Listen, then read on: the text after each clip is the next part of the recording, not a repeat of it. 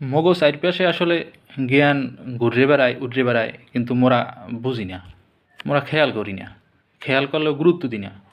আবার গুরুত্ব দিতে চাইলেও বুঝতে কুলিয়ে উঠতে পারি না আসলে যেখানে কী কইছে কী লেখছে আসলে। এই যে এই যে আমি যে হুটিটা গাইতেছি, এই যে হুটিটা গাইতেছি, এইখানে লেখা হইলে যাইয়া ট্রুথ অ্যান্ড রান। এটা অনেক দিন যাবতই লেখা, আমি বুঝতে কুলিয়ে উঠতে পারি না আসলে কী কইতে চাইছে এখানে, এর মাঝে যারা কী। তো পরে একদিন মুক্তিযুদ্ধের ইতিহাস পড়তে যাইয়া দেখি যে ঢাকা শহরে মুক্তিযুদ্ধের সময় একটা গেরিলা বাহিনী ছিল, নামা ছিল যে ক্রাক প্লাটুন। সাদেক হোসেন খোকা, তারপর রাইসুল ইসলাম আসাদ, এরা এটার সদস্য আসলে।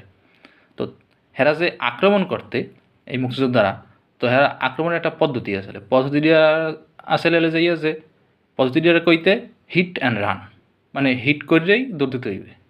হিট করে দৌড় দেওয়া লাগবে, কারণ হলে যাইয়া হিট করার পর যদি ওই পাশ থেকে পাল্টা আক্রমণ হইতে পারে।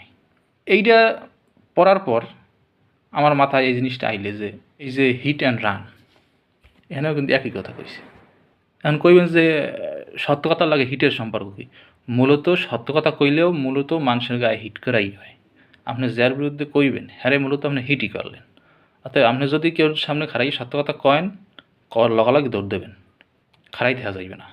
আহারে কত জ্ঞান, কত গুরুত্বপূর্ণ কথা গায়ে দিয়ে আডি।